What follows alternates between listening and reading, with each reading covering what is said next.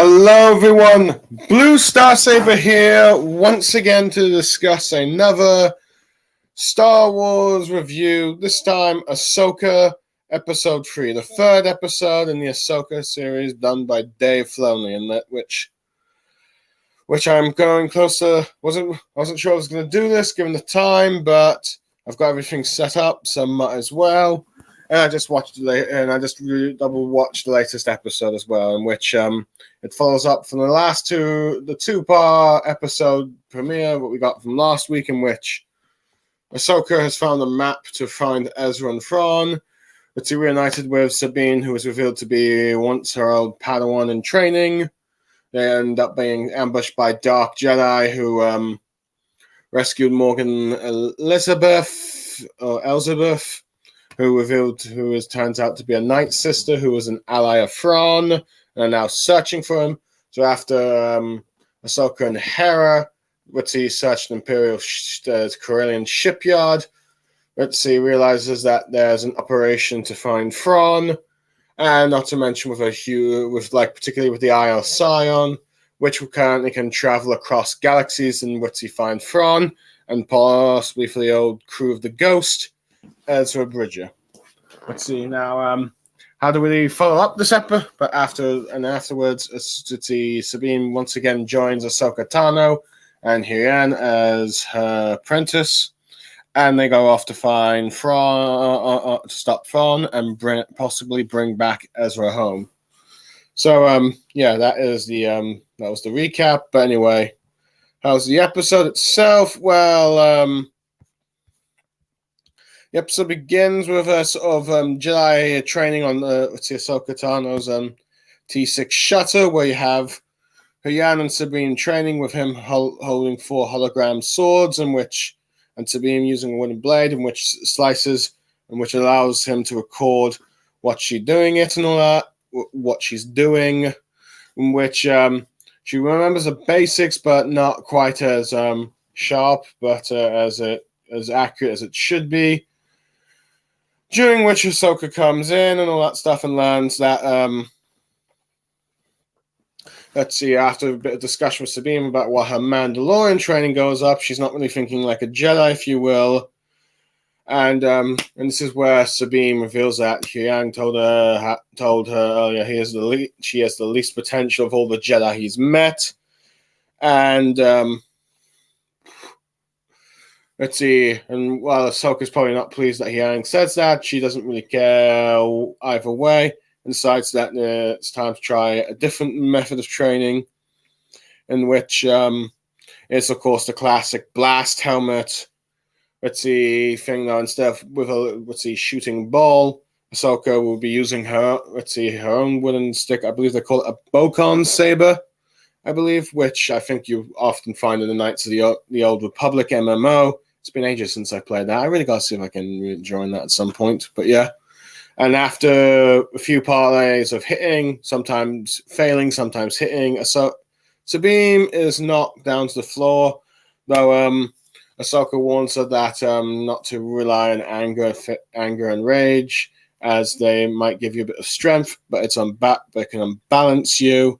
And as to this lesson of anger and frustration, giving too quick to power, they walk away as Hien watches the proceedings, and apparently Ahsoka offers it for like a second round. So I thought, my mistake, I thought the lesson was ended there, but yeah. So that was like the opener of the episode, and I do like how we got this sort of like this A New Hope type of Jedi training first, but a mix of but we see how Hien can help train a Jedi with his multiple arms and the whole holographic saber to record their slashes.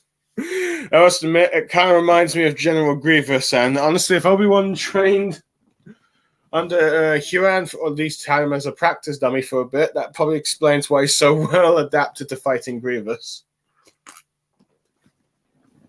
Yeah, I do like the training, and I do like how Ahsoka's being like the sort of patient mentor and just doing the slight taps when hitting Sabine when trying to when she's trying to find Ahsoka.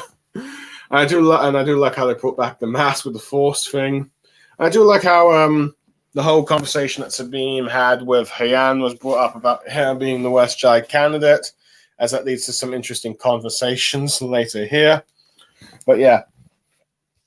But I do like how it's showing that despite her Sabine training, she's struggling to wield the Force since she's not really adapt to it. So yeah, I do quite that bit of the episode. But anyway, going to the next bit of the after the opening and all that stuff, we are now entering Home 1. And let's see where I believe. But yep, hold on. Hold on a second.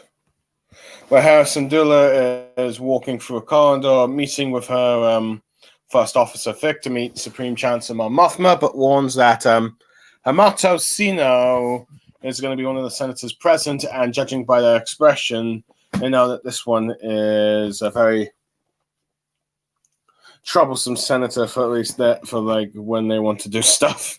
So yeah, through like a hall projector, after a nice hello from Mon Mothma asking about how Jason's doing. Let's see, assuming that as he is on the ship and probably messing about with Chopper, she informs them about the attack on the.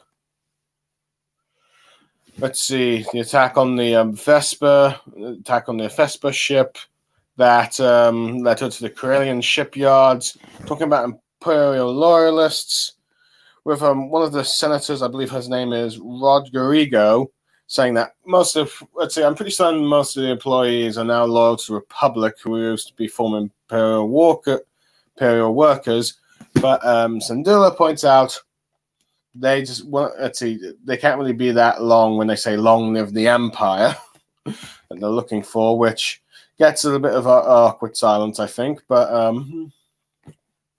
Mon Mothma asking about weren't they arrested and all that stuff, but she confirms that. But they believe that this whole operation, despite what some of the senators thinking, is a one to find Grand Admiral Thrawn, which draws a bit of shock from some of the people, particularly Mon Mothma, because she knows the danger that Admiral Thrawn represents from previous experience. But as a result, but you have someone like Zeno dismissing it, but Mon Mothma is, of course, surprised. And she tries to request permission to seek out Thrawn and the Dembard sister so she can investigate the matter. Zeno, of course, just objects, saying that she's just using it as an excuse to try and waste New Republic resources to find Bridger. Hera getting a bit defensive and all that stuff, saying that she's trying to he disappeared by facing Thrawn, and not to mention that if Thrawn does return, and if these rumors are true, they need to stop him before he comes, because he can unite the Imperial forces and cause another galactic civil war, and even questions the senator about his involvement in the Galactic Civil War, in which he was not involved in the battles, and it's from the way she implies it, it seems like probably wouldn't care either whether the New Republic or the Empire won it, and all that stuff. But yeah, as she says that Thrawn is not your typical Imperial officer, given her own experience and the friends and family that she lost when fighting against him during the La Folle campaign. And Lucina's trying to just dismiss her, saying that she's only just trying to do it to find, Bridger, and that he died. But, of course, this is where Hera expresses quite a lot of emotion that, it's never been proven that they have died or not, particularly Ezra. Anyway, I believe you get one of the senators called Marwood assuring her thankful for her work in the war, but they now represent the people and all that stuff. But Mon Mothma just calms Syndulla down, and tells her just to give her a moment so that she can speak. She can speak to the other senators in private, with Sabine leaving with her Lieutenant Hawkins and a Mon Calamari officer. Let's see, with the officer saying, well, that went well, knowing that it's probably not going to go well for their search. And this is where Jason comes in, asking his mother that, is it true that his Aunt Sabine is going to learn to be a Jedi? With her asking where he's heard it, and Jason saying that Chopper told him. And as a result, he's asked if he wants to be a Jedi himself. And she touches him on the shoulder, saying that, well, of course, that she understands why he would, or knows why he wants to be. So, yeah, we've got that bit. Now, it's always good to learn a bit more about the New Republic politics, as, well, the sequel trilogy completely left that out of the blank, unfortunately. One of my criticisms of that trilogy. But here we get to see how the sort of New Republic military operates. Granted, I have seen some criticism by certain YouTubers, or reviewers. Let's see, for example, I saw one on John Camper that he wasn't exactly... thinks that, let's see, Ahsoka, that to her didn't really need to get permission, though I'm pretty certain that a military needs to probably ask permission from, like, the broad government that to do some sort of military drill or, like, investigation. So I think it made sense from what I understand in the context of Star Wars politics. Like, I think even the Jedi needed, let's see, the Senate's permission to go investigate on certain planets now and then. But yeah, so it's like that. But yeah, I do like. But it's interesting the fact that for Star Wars Resistance fans, this for this kind of let's see, could arguably be fan service. So I think for most other people, this would be probably more like an Easter egg. That the senator that's giving Hera such trouble is Hamato Zeno, the father of Kazudo, I think. Oh, let me just Kazudo Sino. Kazudo Sino. I'm sorry, I'm not pronouncing the name. It's been a long time since I watched Resistance. But yeah, the father of the main character from Star Wars Resistance, from the sequel trilogy era, in which the cartoon that was set at between the sort of let's see, just before Force Awakens, between Force Awakens and The Last Jedi, and probably a bit slightly after the events. But yeah, just pretty much set around the events between Episode 7 and Episode 8, if you will. Ran for 40 episodes. Arguably, for many people, is probably the weakest of the Star Wars TV shows. But yeah. Arguably, I didn't think it really had much to flex when during the production of the sequel trilogy era. Unlike, say, the Clone Wars and the Star Wars Rebels, whose trilogies had long since ended. And not to mention the sequel trilogy's conflicting hours, so conflicting directors and visions. So that happened. But yeah, I do like how we actually see him, and we learn. And granted, we've got a hint probably from, if you've seen Star Wars Resistance, he doesn't seem to be a self-preservist, but he seems to be quite, the jerkwad, if you will, who's always causing problems for probably like the protagonists and all that stuff, who seems to not really care about in wasting resources or worse, he sees it's wasting resources, or doesn't take the threat of the Empire or these Imperial remnants seriously, and as a result causes, Hera problems by preventing her from leading an investigation and accusing her of just like just using this as an excuse to search for Ezra, which I will admit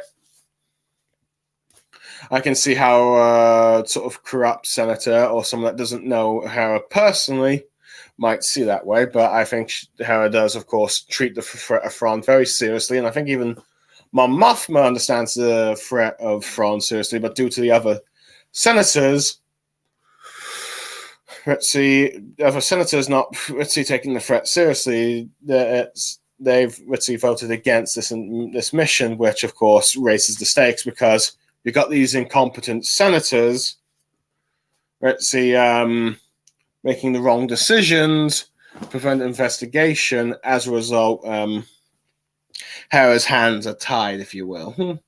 But I do also see that some of the New Republic's point of view that a conflict, they don't really want to deal with another conflict, and they don't want to waste resources. But I think the moment you have some Imperial loyalists building a shipyard and they're connected to Sir Morgan Elizabeth, who's connected to Thrawn, who arguably is one of the few Imperials that the galaxy knows that could possibly still be alive, remains as the biggest threat.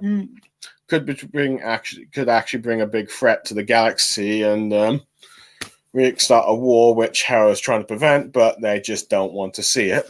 In many ways, it kind of reminds me of Cornelius Fudge from Harry Potter when Voldemort had returned. He just did not want to believe it and wasted a year's worth of resources from and preparation in smearing Dumbledore and Harry instead of preparing for Voldemort, making the Wizarding World a lot less organized and prepared for his actual return, which allowed probably Voldemort to infiltrate the Ministry and take him over. But yeah. So it reminds me of that. And I do like you sort of like the more nobility side of Hera Syndulla, who's lost friends and comrades fighting the war, while this senator, and perhaps even some of these other senators, didn't take part in the fighting and just stayed on the sidelines and maybe even just wait and see who actually won to say whose values and principles they support. In many ways, it kind of reminds me of that Mando episode from season 3 where we focus on that scientist for the majority of the new Coruscant for the New Republic. So, arguably one of the probably more well-received episodes of season 3, depending on who you ask. Which I liked season 3 more than other fans, but I've listened to quite a few of the comments. But I've seen some of the criticisms they have, and arguably perhaps maybe my own prequel nostalgia for all those droids in in episode 6 probably blind me to some of the problems of that episode. But yeah. But yeah, I do like the sort of conversations there. I do like how Hera's got like this thick guy being quite understanding of just how annoying and problematic these senators are. But yeah, it's quite interesting to see just it's interesting to see how, despite the fact that the Empire's been defeated, the New Republic hasn't really addressed the corrupt issues that the old senators had, and there's of course not really addressing the issues of like former Imperial workers now who have now been employed to work for the New Republic, may have not been kept on a proper leash or surveillance, if you will. Other than that, I do like seeing Hera interacting with Jason in his second appearance. And I will admit, the live-action version, I think, look pretty well. I do like the sort of the armor shoulder thing that, Kanan wore in the first 2 seasons of Rebels. And it's clearly a tribute to his father. And I will admit, I do like how Jason Syndulla's hairstyle looks a lot like, from what I can recall, Jason's from the Star Wars Legends, as Jason Syndulla is supposed to be a homage to Jason Organa Solo, the son of Leia and Han, twin brother of Jaina, father of Alana Solo, and eventually fell to the dark side and became Darth Caedus, which, I'm not exactly a fan of that particular plot line, but yeah, that's what happened to him. Granted, whether or not Jason Sandula will end up doing the same as Jason Solo. Remains to be seen, but it is interesting that I like how he is excited about his, let's see, Aunt Sabine learning to be a Jedi and wants to be one too, probably because of all the stories he heard as his father. Hera, I do understand, so I'm not sure she's fully on board with the idea of Jason, her son Jason, learning to be a Jedi. Granted, I'm definitely going to think a lot of casual fans are going to be confused about how a Twi'lek can, be the mother of a human child, though I think, the show hasn't made much. I think Star Wars TV lore has not really made clear on, hybrids for Twi'leks and humans, which, as we saw in the Clone Wars, there can be Twi'lek hybrids of, humans and Twi'leks can have children, but it's not been explained. It seems like it's not been explained. That seems to be 50-50 on whether or not they'd be born as Twi'leks with human features or humans born with some Twi'lek features like hair color. But but anyway, I do think the actress who gave Hera's performance here did it really well. As I recall, that some of the criticism from the previous episodes is that apparently she's been a bit stoic and not much emotions, but here she showed quite a lot of emotion when talking about Ezra. Anyway, I should probably get to the next scene as Ahsoka, Sabine, and Hayua are traveling to Seatos, in which in the sort of dining room or a meeting room, if you will, in the T6 shuttle, where Ahsoka is trying to compliment Sabine that she's fast learning with a saber, but she's complaining that she's not been able to touch on the Force and all that stuff. Ahsoka points out the Force resides in all living beings, but even though she feels like she cannot feel the Force the same way as Tano and all that stuff, but she asks, why can't the Force resides in every living being? Why can't she use it? Ahsoka, of course, reveals that there are those who have a natural talent to the Force and all that stuff, but there's also, with enough training and focus, anyone can probably touch the Force and have success in using it, and saying that most people don't really have the discipline to master the Force, and shows her a little bit of a demonstration with a small cup, saying just give this more of a practice, not go too big like most Jedi. Anyway, Ahsoka goes back to the cockpit with where he is, and they talk about let's see whether or not Syndulla is going to get them their reinforcements, and they end up talking about Sabine's progress. Ahsoka talks about Sabine's frustrations and probably pointed out that Hayug's comments about being the worst candidate probably not help matter, but he says he spoke the truth and that the Jedi Order would probably never accepted her, as she did not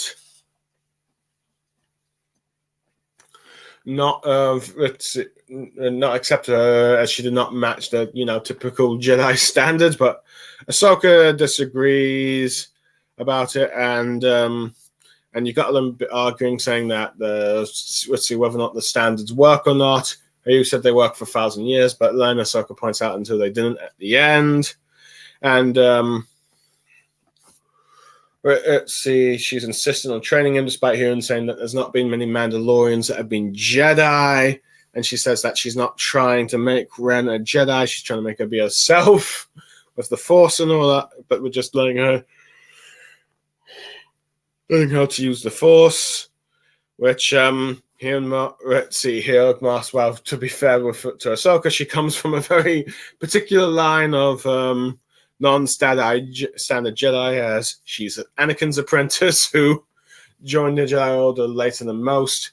Obi-Wan being more of the traditionalist, but still having some of that non-standard Jedi teachings, if you will, I guess, or at least understanding for the outsider's perspective. And of course, we've got Qui-Gon Jinn, who who has a habit of defying the Council, and of course, Count Dooku. So, yeah, a very long line of Jedi rebels, with the exception of Kenobi. So, yeah, it's always quite fun to see. But as you and that seeing there's a sense that Ahsoka and Sabine probably do kind of fit well together in that regards. But yeah, anyway, I do see you have Sabine trying to use the Force on the cups, but they get a communication on if that an intercom that Sabine has. I mean, Hera has contact in which she says the cup got lucky. I kind of like that joke. And where she ends up telling them that she's not been given permission by the New Republic Senate committee to get access to go on this mission or send them reinforcements. And Sabine finds it a bit, nonsense, and that tries to ask more, but they get interrupted as they have jumped out of hyperspace, and it seems like something, and they're being jammed as they approached a bit of an further away from the unknown situation, which is, the Iron Scion. Sabine asks about why didn't we get closer? And he says, like, standard Jedi protocol, not to get too close to something unknown. And she ends up complaining. Ahsoka says, well, it is his programming. So we got that. Anyway, I do like the conversations that we had here. As particularly like Ahsoka and Sabine talking about like the Force, and this episode gives a bit of more of an explanation, I think, for why Ahsoka's training Sabine. Is that despite the fact that she has no apparently natural talents to the Force, and this that, as I think Dave Filoni did have this conversation with George when it comes to like midichlorians and like potentials of the Force, and I think he's even expressed it in interviews, is that everyone can use the Force, but those that are more naturally talented, and with like the prequels, it was real those that have kind of like the rate of their midichlorian count. We know that with Anakin, he had the highest count, therefore he had the highest potential in the Force, so it was very natural to him. But an average person like Sabine, who has only like a standard connection, a very less than standard connection to the Force, like most of the living beings across the galaxy, and not the natural affinity that most Jedi would be talented in. She can learn it, but it takes a lot of training and time and patience and discipline to do so. That most people in the galaxy just do not have the patience to do. And in fact, it might even take them like years and years and years and years. As a result, it's why most Jedi are like those who have been naturally being gifted or have a very strong connection to the Force, rather than just the average bloke in the galaxy, as Jedi, try to find the best, if you will, or those that have the most potential, which does strike as a bit of elitism in terms of like finding people with the Force. So of course, they usually try and pick anyone in the Force, regardless of their bloodline or class, nobility, and all that stuff. But it does show that the Jedi Order did have a sense of elitism. So there's that. But yeah, I do like how we got this explanation, particularly about with what Dave Filoni talked about with George, and it's why Ahsoka's trying to teach her and Sabine to use the Force and as well as that conversation with Hayu later. But yeah, so anyone can use the Force, which but not everyone is like generally naturally gifted, like say Anakin, Luke, or Rey, if you will.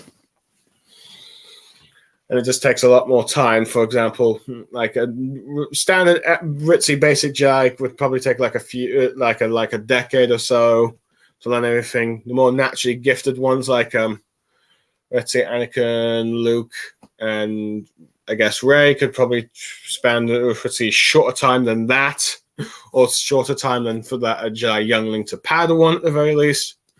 And then, of course, the average person would take probably a lot more longer than the average one and the average Jedi. As a result,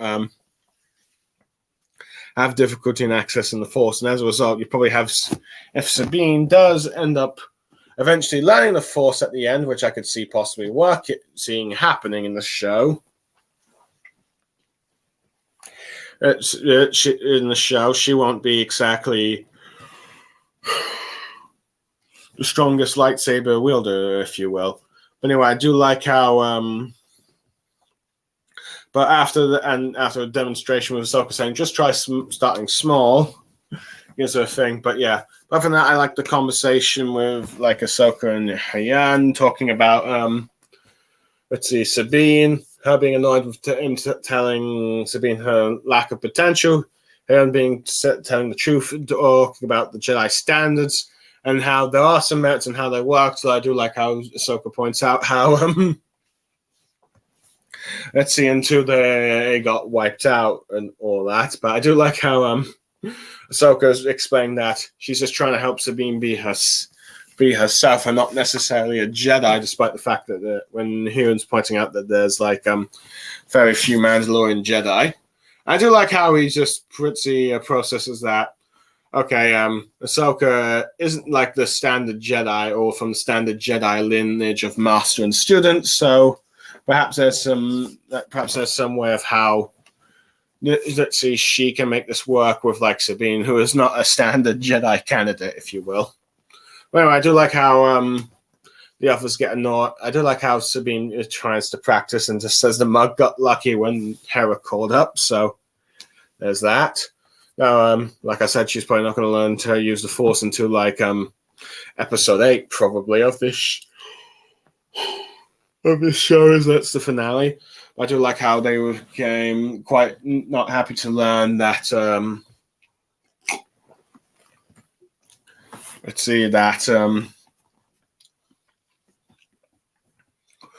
That Hera and the others are coming due to the Senate committees, much to their frustration, but it is what it is. But I do like how they were, before the conversation get any further, before they can go into details, Hayan standard Jedi protocol, having a ship arrive at a distance, prevented that, and also the jam blocking from like the enemy.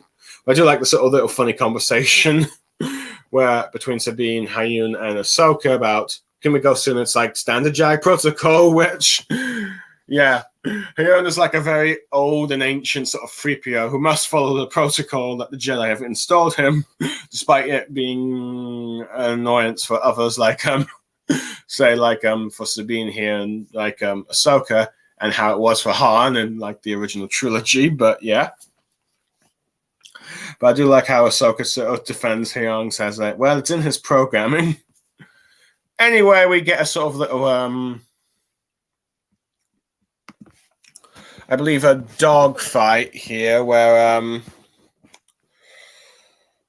have him trying to scan like that sort of like unidentified, ship, big ship and all that stuff, as they might suspect it being like a hyperdrive ring. And they end up being attacked by a bunch of hostile starfighters left by Shin Hayati and Marok, as you have a bit of an enemy gunfight with Sabine religiously loading the cannons, a bit of banter of like, Ahsoka erasing like her settings, and you can see all kinds of like shootouts with some of the ships being blown up, the T-shuttle moving about, getting close to like the hyperdrive ring with Morgan Elizabeth telling Hayata that she will deal with these intruders, and using the iron science cannons to blast them. The ship gets damaged just as Hayata is able to discover finishes analysis and ends up shutting down as a result of it, resulting in, I believe, Ahsoka going out in her space suit, similar to like how the Clone Wars and Rebels done quite a few times, igniting her lightsabers. Granted, I will admit, when the lightsabers, when first igniting them, they looked a bit of a mix of color of blue and green in some of the sort of lighting they did, which I wonder if that was intentional, but I'm not sure, as she ends up taking down one of the starfighters with that. I think the last one that's not like a dark Jedi Padawan. But I must admit, I did not notice that she had a Jedi Padawan braid, and of course the Inquisitor Maverick. So there's that, and Sabine eventually, of course, gets the ship up and running again. Not before Ritzy making a joke about the one time I might use your advice. How you're shut down. So once they're done, they're able to fly away. But I do like how end up going towards the sort of planet. I'll admit, I will see my thoughts on this bit here. I do love the space fight. I thought it was a very good, well done space fight for much of it. And I do like the ships that the bad guys are using. I even like the sound effects that they use. It's very different from what we've normally see in live action Star Wars shows, as we're mostly used to, like at least in the New Republic era and Disney era, hearing a lot of X-Wings and TIE Fighter laser sounds. But here we got like a more unique one, as Morgan Elizabeth has her own private army. I do like the sort of banter between like all the characters here. Sabine complaining to Ahsoka about, you changed my settings, or here being shut down just when he might need them for repairs. Let's see, Ahsoka asking if you fixed the ship, and I am telling them, can you get closer so I can analyze the Eye of Sion, or like the hyperdrive ring, if you will. And I even like the sort of bad guys, Bitsy interactions where Morgan Elizabeth says that she'll deal with like let's see, the Jedi shuttle. And when she thinks when it gets closer, and when Hayate and the Ritzy Inquisitor in pursuit, saying, kind of implying that she'll succeed where they failed, and even though she shoots them, she doesn't fully destroy the ship. You can see her smug smile fade when it's revealed that they're still alive by one of her droids, and then that's when Hayate gets a chance of saying that she'll deal with the shuttle again. So yeah.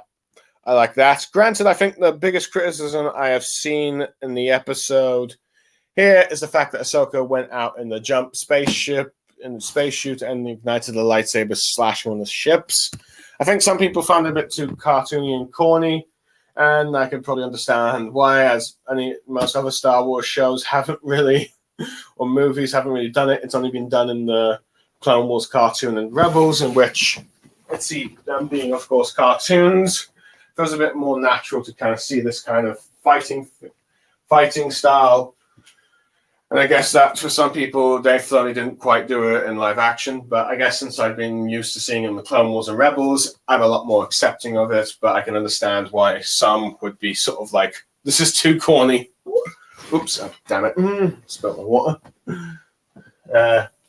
Anyway, yeah. So, on a second.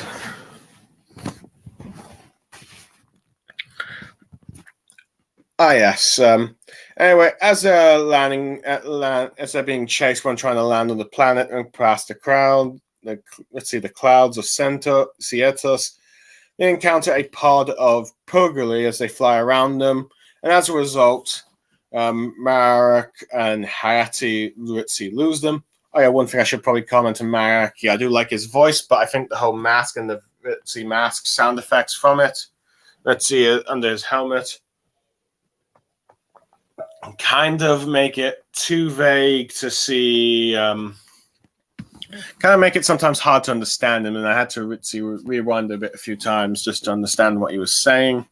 But yeah, as a result of flying throughout the whales and that stuff, they're able to, of course,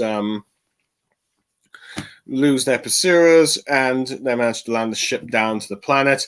And Hayang just reboots, saying, my backup systems took a while. It's like, wait, what's going on? As he just finished scanning his thing, and then you get a little funny banter with like Ahsoka and Sabine saying, we almost died a few times. And he's like, standard Jedi protocol, as he's just like used to this kind of thing. Anyway, I do like how Sabine, and then Sabine ends up talking about how he hasn't seen these, the Purgle since since she last saw Ezra back in the Star Wars Rebels finals and when he disappeared and all that. So yeah, as they are waiting for the enemy starfighters to pass, as we see that Hayate, as Maverick tells Hayate they can't see any of them, and when asked, and she believes like they're hiding in the forests and they should regroup, arguably trying to go back to their master or like their leader, Balon Skull. So I did like that bit of conversation.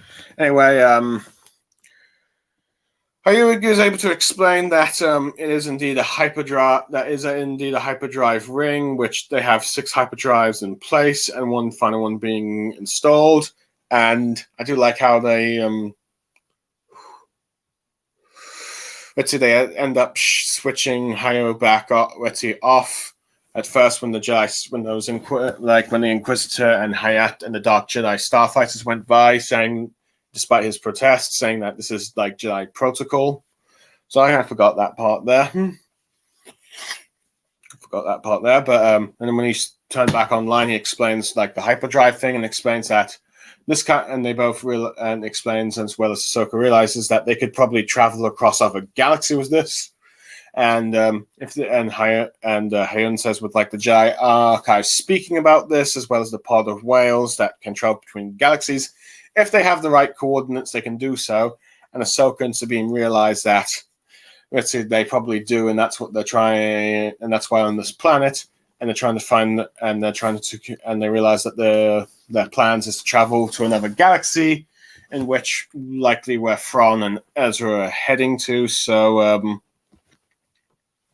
yeah, they realize they need to probably act, and do their actions now to try and prevent them from either leaving, even though the hyperdrive is not yet last one's not fully installed, or maybe even hijack it to find Thrawn and Ezra themselves. But at the end of the episode, you see Balon Skull with assembled forces of the HK-87 assassin droids and those scout guards that you saw in like the second season of The Mandalorian that belonged to Morgan and Elizabeth. He orders them to go hunt down the Jedi, taking refuge in the forest, and that ends the episode. I will admit, I do like the sort of the cloud. I will admit, I really love the effects of the Pogo and the part of Purrgil, and like the effects. I think that it very felt cinematic when you saw those creatures, and I do like how Ahsoka and Ahsoka's group is able to fly around them and then lose track, help them escape coverage from like the Dark Jedi and Inquisitor team of pursuers, if you will, and that they are unable to find it. They have to go back, and I do like how they figure out they've probably hiding somewhere in the forest. But I do like how Hayun is just turned back on and off, like, oh, what have I missed? And like I said that Jedi protocol, the standard usual thing of like nearly dying, and then that's like I've got some things I need to do, but it's like Jedi protocol. Ahsoka uses that logic. It's just like, okay, and turns off and stuff like that. But other than that, I do like the sort of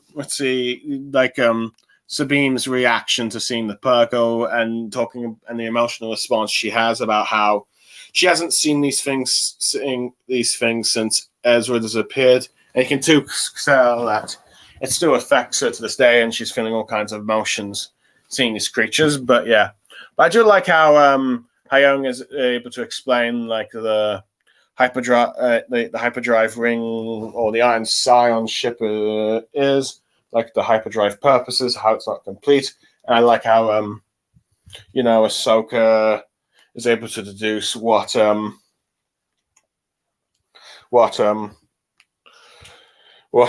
Morgan Elizabeth or Elizabeth is trying to do with that with the Iron Scion, and realizes that she can have the means of doing it. And she has the means of doing it, and knows the way to travel another galaxy, given the Purrgil, as well as the map that they acquired a couple of episodes back. So, yeah, I think I do like how they're able to quickly deduce the situation from like the tales of from the stories from the Jedi Archive, as well as the evidence being presented before them.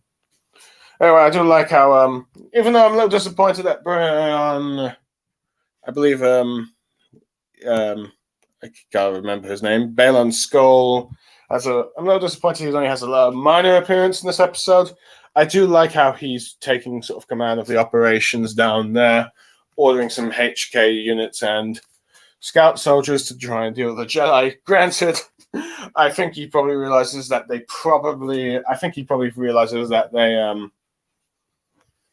probably don't stand a chance of taking down Ahsoka, but if I had to guess, he's using them to keep her distracted while he and his apprentice prepare for whatever operation or moves that they're going to do. So, like that. Though it is interesting. Though I do like how he's taking dealing with the threat of Ahsoka seriously, even though last episode he expressed that it's always a shame to kill more Jedi. So there's that. Overall, I think it's a pretty good episode. In some ways, I think improvements over others from some of the stuff that they were doing, like Ahsoka like the whole Ahsoka and Sabine apprenticeship thing, seeing a bit of the New Republic's politics and bureaucracy. Preventing perhaps maybe our heroes from doing the missions and showing kind of like the incompetency of New Republic, and shows how, despite the fact that they may have beat the Empire, there's still like the old corruption of the New Republic there. Or there's the old Republic in the New Republic. And also a very good space fight for the most part. Let's see. The only scene being questioned, of course, is the Ahsoka space shuttle thing, and perhaps a bit more of a clear explanation to probably in Star Wars about how everyone can use the Force. It's just that certain people have more potential to do so, which was explained beforehand, but I don't think it's ever really been pretty, and it's been hinted at, but I think it's not really been made clear for a very long time for a lot of fans that it's kind of confused them about that. And let's see the designs of the Purgle whales. So, yeah, that's like that. The only criticism I do have in this episode, and this is what really prevents me from giving this episode a 9 out of 10, is the fact that it was a bit too short. In some ways, I wish it was longer. And arguably, from what I understand, this episode was like 27 to 29 minutes, not counting like the intro and like all the credit scenes. So, yeah, it's like it's really short, and this is the sort of problem that most Disney Plus episodes have been having. Disney Plus shows have been having, not just Ahsoka, but I'm hoping that this is the only short one, and I assume that's mostly because of the whole space fight action, and a little bit of the Jedi training and the little politics thing there. But hopefully the next few episodes will be a bit longer, and hopefully they won't have any more short ones like this. I'd at least like to have the average episode of my Star Wars show, live action shows, to be 40 minutes rather than 20-something minutes, as just that might be more suited for animation rather than live action. And after just watching the live action One Piece, it was kind of nice having a, standard show having like about 50 minutes, being 50 minutes long or something. So, yeah. Overall, like an 8 out of 10. I think it was a good episode. I think it explained a bit more about explaining more about the Jedi training thing. And I look forward to seeing how next episode handles Ahsoka and Sabine on this planet now being hunted by assassin droids and scout and sort of like these sort of mercenary scout troops, if you will. But yeah, that's all I have to say for now. For those who end up listening, I hope you enjoy what I had to say about this episode. I am Blue Star Saber, signing off. May the Force be with you.